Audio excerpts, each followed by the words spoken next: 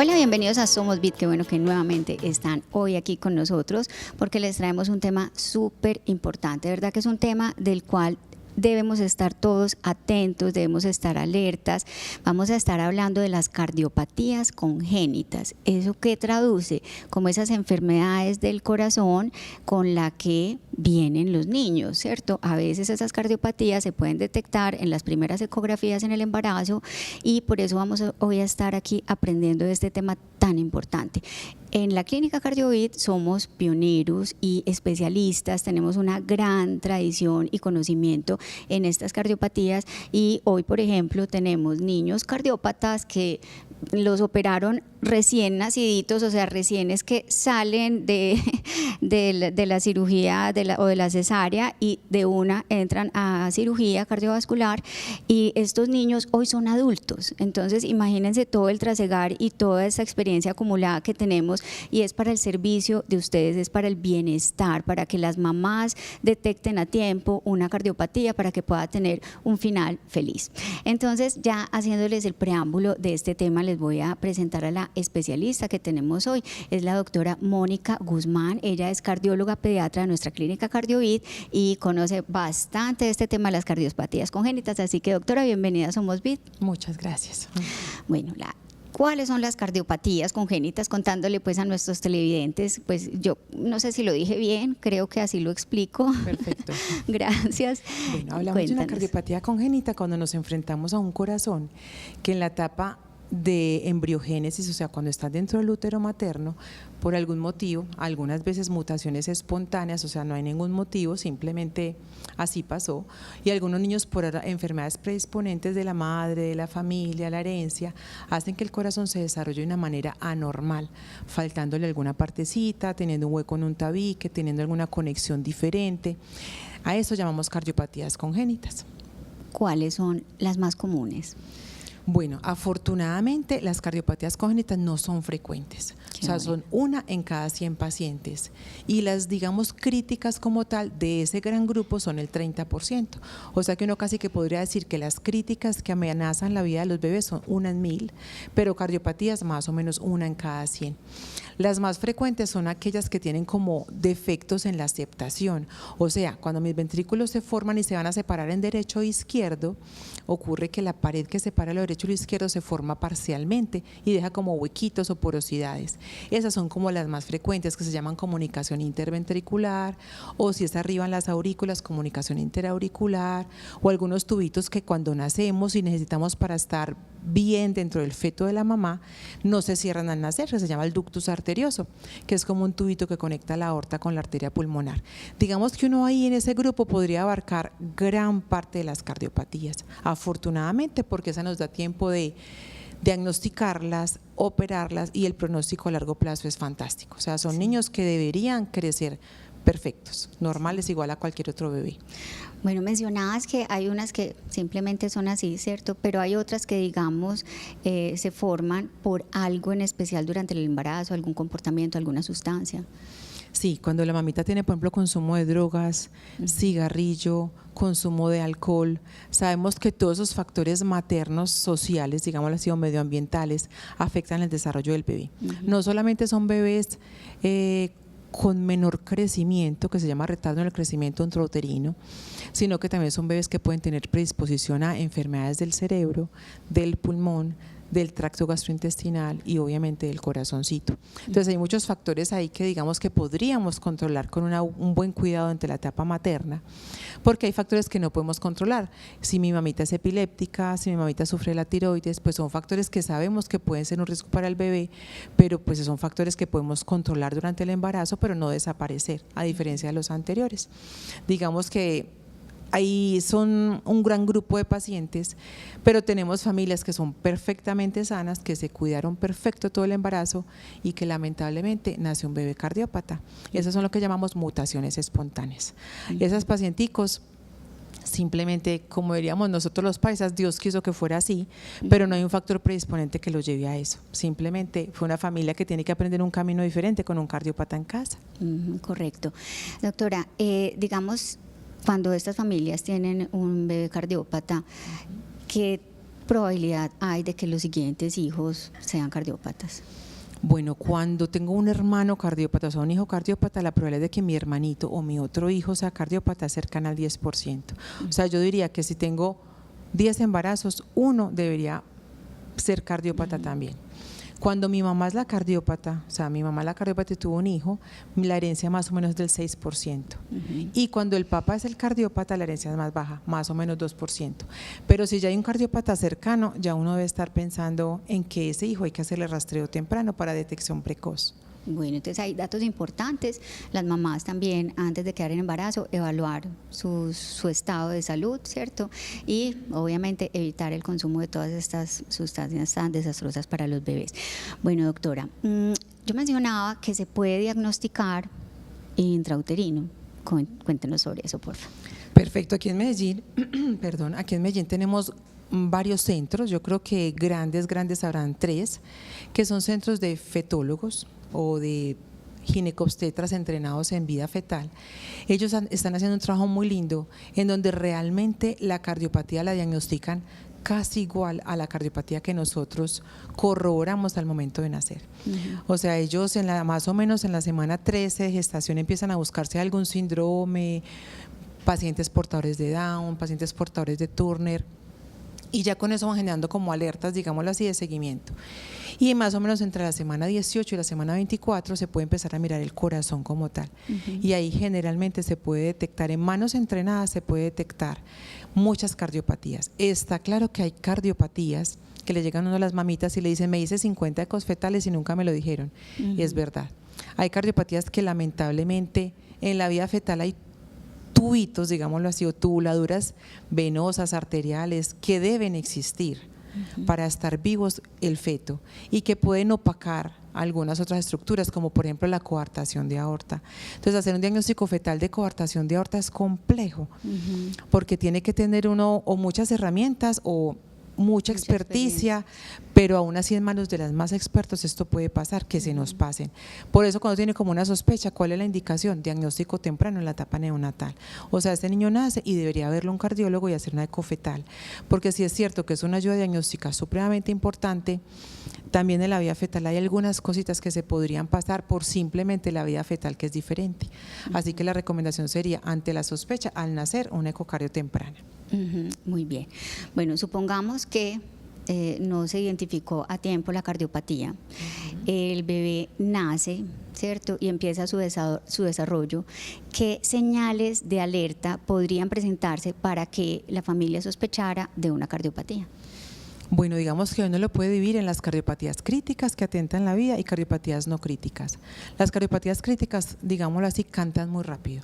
Son niños que se ponen intensamente moraditos con el llanto, pero todos ellos moraditos. No es el que se pone moradito la manito o la boquita cuando lo bañan, no. Es el que llora y se pone intensamente moradito, que respira mucho más rápido que sus amiguitos de la misma edad, que la naricita empieza como a abrirse y a cerrarse más rápidamente, que uno ve que se le hunden como las costillitas cuando respira.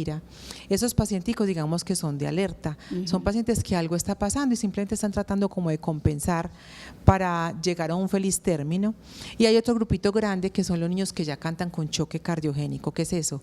Ese niño que tiene una cardiopatía tan grave que canta o que llega a los servicios de urgencias ya con el corazón que no da más, con la presión bajita, sin orinar, convulsionando, con un estomaguito muy enfermo, y que son niños que necesitan realmente un apoyo temprano, o si no, pues obviamente no va a haber un final feliz en esas familias.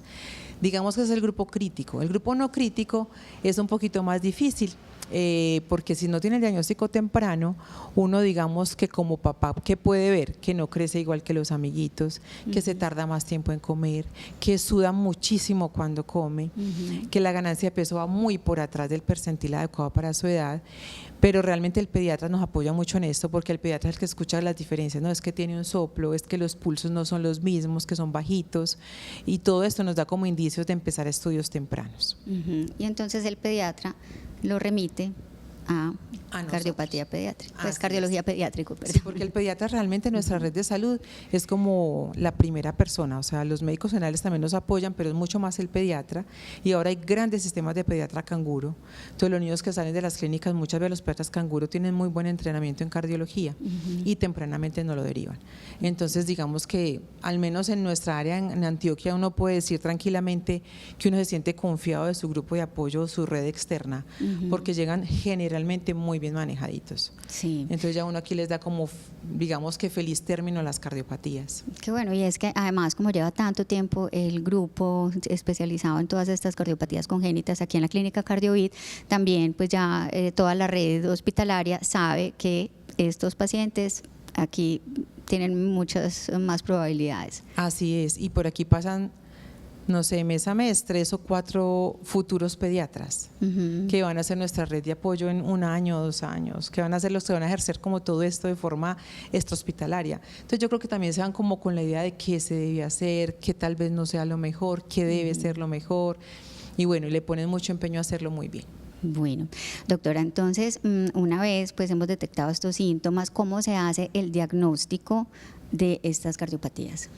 Bueno, si el paciente ya nació, digamos que hay unas premisas que debe hacer como la parte del pediatra o neonatólogo, que obviamente están en el examen físico, la radiografía, el electrocardiograma, pero el gol estándar, o sea, quien nos define definitivamente nos dice si es cardiópata o no, es la ecocardiografía. Uno que recomienda que la ecocardiografía sea hecha por personal idóneo. Ahora tenemos mucha ecocardiografía, lo que llaman como el POCUS, que son ecos que hacen las personas entrenadas, neonatólogos o intensivistas, como para hacer un rastreo rápido y general.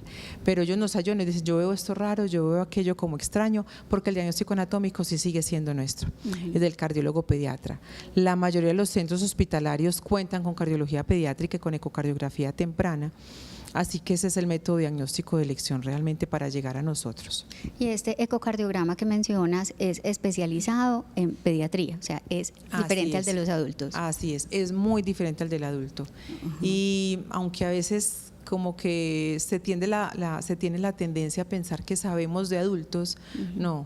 Yo no sé manejar infartos ni quiero aprender. Realmente uno se queda como con ciertas cosas y nosotros somos mucho más anatómicos. El adulto es mucho más funcional. Igual como decías ahorita, muchos de nuestros pequeños cardiópatas ya son adultos cardiópatas. Entonces es como una nueva medicina que va creciendo cada vez más. Claro. Y aquí en la clínica Cardiovid también se tiene una gran oportunidad con el programa de adulto congénito o de congénitas del adulto, en donde una cardióloga de adultos maneja su parte de adultos y una cardióloga pediatra le da soporte en la parte anatómica, en cómo se comporta esa enfermedad cuando va creciendo el paciente.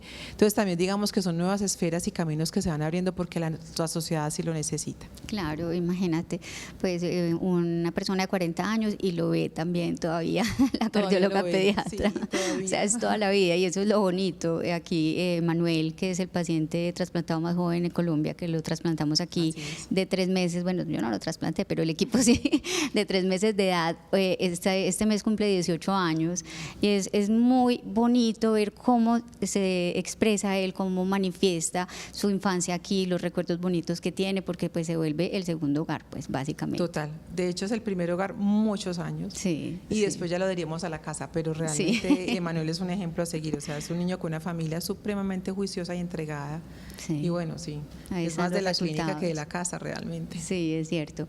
Bueno, doctora, entonces una vez se hace el ecocardiograma, ¿cierto? Digamos, ¿cuáles son esas cardiopatías que más, pues como que nos deben alertar y que son de tratamiento inmediato? Bueno, las cardiopatías que tenemos que tener como más en el corazón o más en la mente cuando trabajamos con niños son las cardiopatías que hagan que los flujos que salen del corazón no salgan normalmente o salgan obstruidos. Ejemplo, si yo tengo mi corazón izquierdo conectado a mi aorta, todo lo que genere que ese flujo no se genere de forma adecuada es una alerta, ya sea coartación de aorta, ya sea que la válvula es pequeña, que se llama estenosis aórtica, o ya sean las formas críticas que son que el ventrículo izquierdo no se desarrolle, lo cual es, digamos, la cardiopatía que nos genera más reto a todos los centros hospitalarios que trabajamos niños. También pasa lo mismo al lado derecho, o sea, todo lo que haga que mi flujo del ventrículo derecho no salga adecuadamente a mis arterias pulmonares, también hace que mi niño esté intensamente moradito y que tenga que tomar una decisión temprana.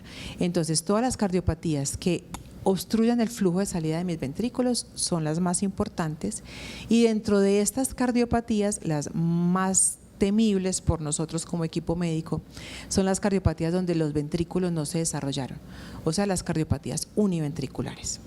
Lo que conocemos como ventrículo izquierdo hipoplásico o el ventrículo izquierdo hipoplásico, que digamos que nosotros como clínica somos líderes nacionales. Yo creo que por allá en mis estadísticas y en mi base de datos, el primer ventrículo único que se operó en la clínica fue en 1994, en manos del doctor Alberto Villegas, gran cirujano cardiovascular que ya no nos acompaña, pues ya él falleció hace poco, pero fue un doctor que no solamente creó los trasplantes para nosotros como una opción de vida, sino que fue el que, digamos, que empezó el programa de operar a estos niños. Y poco después, el doctor Jorge Zapata se dio a la tarea de empezar con los ventrículos izquierdo hipoplásicos como el programa como tal. Realmente es un reto trabajar en estos chicos porque todavía sigue siendo una mortalidad alta, pero podemos brindar opción de vida a muchas familias y realmente los que salen bien y adelante, que son más o menos el 60-70% de los niños, porque la mortalidad se da en la primera cirugía, es la más, digamos, riesgosa. Para nosotros la más riesgosa. El que sale, supera esa primera cirugía, digamos que es un niño que en general va a tener una vida adecuada. Así que bueno, siempre habrá retos y siempre habrá más estrategias y opciones tecnológicas. Y bueno, ahí vamos. Es cierto, y lo que mencionas, pues la clínica cardio es referente nacional, y no solamente pues nacional, sino también internacional. Vienen personas que han ido a referenciarse internacionalmente y les dicen: en Colombia, ahí, en la clínica cardio en Medellín, tienen toda esta experticia también para ayudarlos en este manejo del ventrículo. Así es. Nos ha pasado, tenemos unas historias de vida súper bonitas, súper lindas, y los mismos familiares nos cuentan, bueno, cómo les cambia la vida a estas familias cuando ya su hijo cardiópata es tratado aquí. Bueno, cuando las cardiopatías, digamos que son sencillas, habitualmente son pacientes que pasan con nosotros un tiempo, no largo, tal vez una semanita, 2 semanitas o algo así, sin mucho, pero con resultados muy buenos. O sea, la mortalidad institucional es 6% en la globalidad, incluyendo todos los tipos de complejidades, o sea que realmente tenemos unas cifras de sobrevida bastante buenas. Esos pacienticos vendrán nosotros a sus citas, a sus exámenes y seguirán su vida normal. A diferencia de los pacientes de alta complejidad, como son los corazones univentriculares, que estos pacienticos, aunque también hacen su vida normal, son pacientes mucho más cercanos a nosotros. Tratamos de estarlos viendo cada 3, máximo 6 meses, y 6 meses ya es el que está perfecto, súper, pero tratamos de estar muy cerquita de ellos. 3 a 6 meses hacemos como las revisiones, y de hecho por eso conformamos un equipo donde hay una enfermera que los llama, cómo va, me enteré que tiene fiebre, cuéntame cómo sigue, porque esos corazoncitos son, digámoslo, viven como en el límite de sus energías, y cualquier cosa no cardiovascular, llámese neumonía, llámese diarrea, cualquier gripa, cualquier otra enfermedad de la infancia, puede hacer que se descompensen un poco. Entonces tratamos de estar bastante adherentes y cercanos a ellos para evitar que pase eso, y pues para permitir que lleguen a una vida adulta normal, que es lo que finalmente queremos. Y sí, y uno los ve normales, y son niños normales también que comparten su cotidianidad con sus niños, compañeritos del colegio, y no se ve la diferencia. Es muy lindo todo lo que han hecho, doctora, de verdad que pues, se nos acaba el tiempo acá, pero miren, este programa lo pueden compartir, está en el canal de YouTube de la organización BID. Esa familia que está pasando por esta situación, a veces no saben claramente qué es lo que pasa, no saben a dónde acudir. Aquí está la Clínica CardioVid en Medellín, experta en el tratamiento y diagnóstico de todas las cardiopatías congénitas.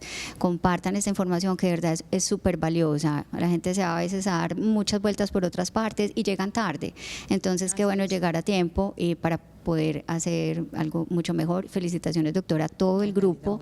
Ha sido de verdad pues una trayectoria pues, admirable absolutamente. Y es todo un equipo detrás de todo esto. Es mucha gente trabajando por el mismo fin. Sí, es cierto. Y pues gracias por el tiempo, que sabemos que hay unos pequeñitos esperándola. Y a ustedes muchas gracias por acompañarnos. Pueden ver este programa, como les dije, en el canal de YouTube de Organización BID, también en Facebook. Escríbanos, cuéntenos qué quieren que tratemos acá con todos estos especialistas y estos temas tan interesantes que tenemos para ustedes. Los esperamos en otra oportunidad. Hasta entonces.